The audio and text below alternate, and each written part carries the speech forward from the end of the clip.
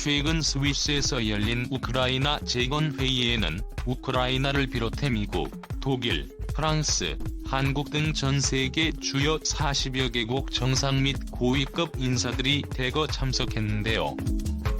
이 중요한 자리에서 한국의 1,000조 원에 달하는 우크라이나 재건 사업에서 리더국이 되었다는 일부 전문가들의 주장이 나오면서 난리가 나버렸습니다. 우크라이나에 무기나 돈을 가장 많이 지원한 미국, 그리고 유럽 국가들이 당연히 우크라이나 재건 사업의 리더국으로 가장 큰 역할을 할 것이라 기대됐었지만 최근 우크라이나의 폭탄 발표가 나오면서 한국의 리더국이 됐다는 것입니다. 우크라이나는 세계 최고의 IT 기술과 최첨단 건축 기술을 보유한 한국이에요. 우크라이나를 세계 최고의 미래형 도시로 만들어달라고 한 것으로 알려졌는데요. 2,000조 원에 육박하는 거대 사업을 한국이 맡게 되면 한국은 그야말로 초대박이 나게 됩니다. 예상치 못했던 한국의 우크라 재건 사업의 리더국이 되자 미국과 일본은 너무나도 배합하고 있는데, 지금부터 이 놀라운 내용 최고 수익률을 단독으로 여러분들에게 전해드리겠습니다. 러시아의 침공으로 망가진 우크라이나에 대한 재건 방안을 논의하는 국제회의가 어제 이틀간 일정으로 스위스 루가노에서 개막했습니다. 우크라이나는 이 자리에서 전쟁으로 초토화된 자국을 재건하는 데 7,500억 달러, 약 1,000조 원이 필요하다고 전했는데요. 당연히 이 모든 비용은 우크라이나가 감당할 수 없습니다. 하지만 미국과 유럽이 러시아 정부와 러시아 재벌들의 막대한 해외 자산을 동결했는데 그 규모가 무려 700조 원에 달하는 것으로 알려졌습니다. 수천억 원에 달하는 요트부터 수조 원이 예금되어 있는 해외 은행 계좌 빌라와 비행기 등 블라디미르 푸틴 러시아 대통령과 그의 친구들, 여기에 러시아 재벌들이 보유한 해외 재산 모두를 압류해 매각한 다음 이를 우크라이나에 모두 주겠다는 것이고, 그 규모는 700조 원에 육박합니다. 재건에 필요한 1,000조 원 중 70이 이미 확보된 상황인데요. 나머지 300조 원은 한국과 미국, 그리고 유럽 건설사들이 먼저 건물이나 인프라를 먼저 지어주며 우크라이나가 한국에 매년 원금과 이자를 갚아나가는 방식을 채택할 것으로 예상되고 있습니다. 놀랍게도 미국과 유럽에서는 이미 러시아의 해외 자산을 매각해 우크라이나에 지원하는 법안까지 통과됐습니다. 미국 하원은 동결된 러시아 신흥 재벌 올리가르히의 자산으로 우크라이나를 지원하도록 조 바이든 대통령에게 촉구하는 법안을 찬성 417대 반대 8표로 통과시켰습니다.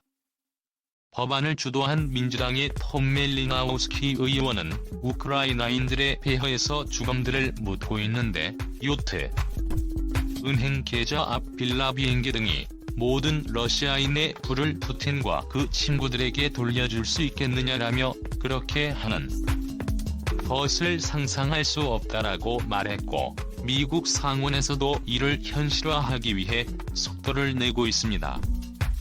뉴욕타임스는 척 슈머 민주당 상원 원내 대표가 러시아 쪽 자산을 매각해 우크라이나를 지원할 수 있는 권한을 바이든 대통령에게 주는 법안을 행정부와 상의하고 있다고 보도했습니다.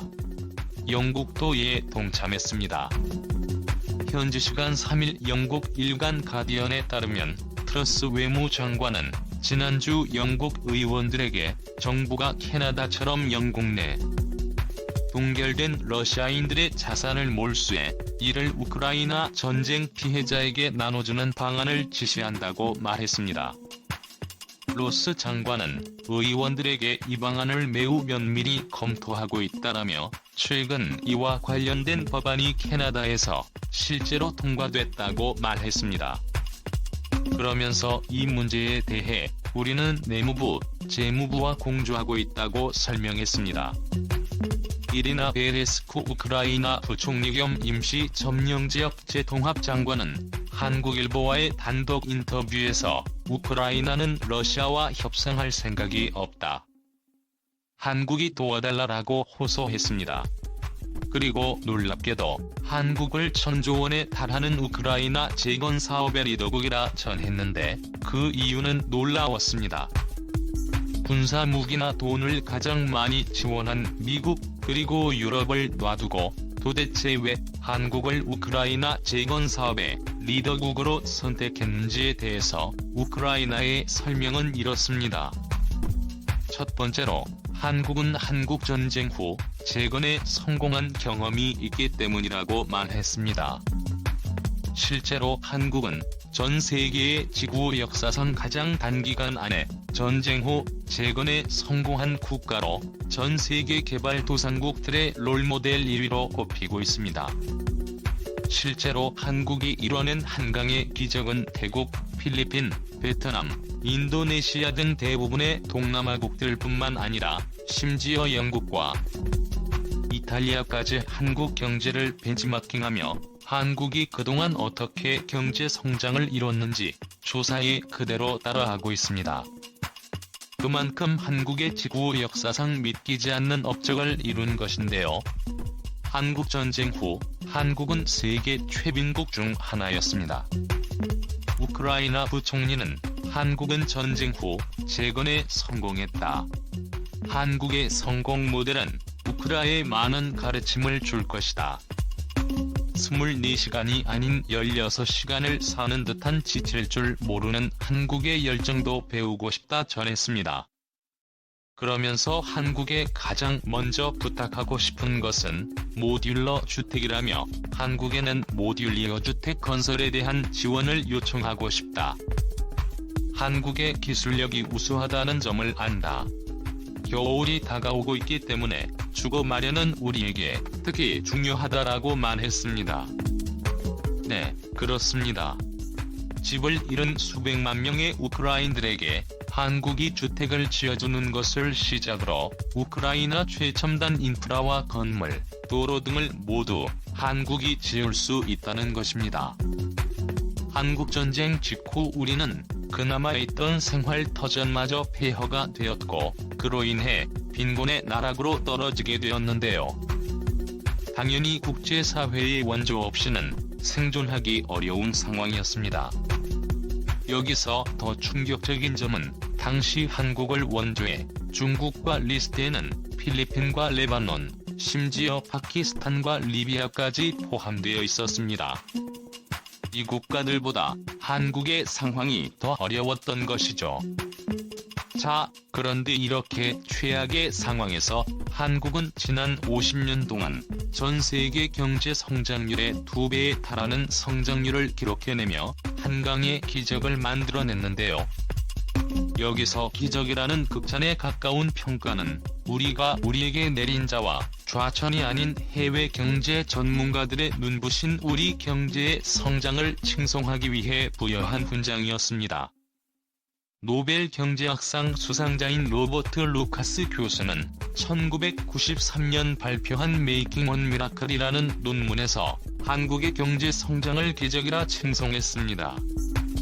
우크라이나가 한국을 우크라 재건 사업 리더국으로 꼽은 두 번째 이유는 바로 우크라이나 내 이번 재건 사업을 통해 단순히 우크라를 전쟁 전 모습으로 돌리려는 것이 아니라 이번 기회에 우크라이나를 세계 최고의 최첨단 디지털 국가로 만들기로 했고 세계 최고의 IT 기술과 최첨단 건축 기술을 보유한 한국의 적임자라는 것입니다.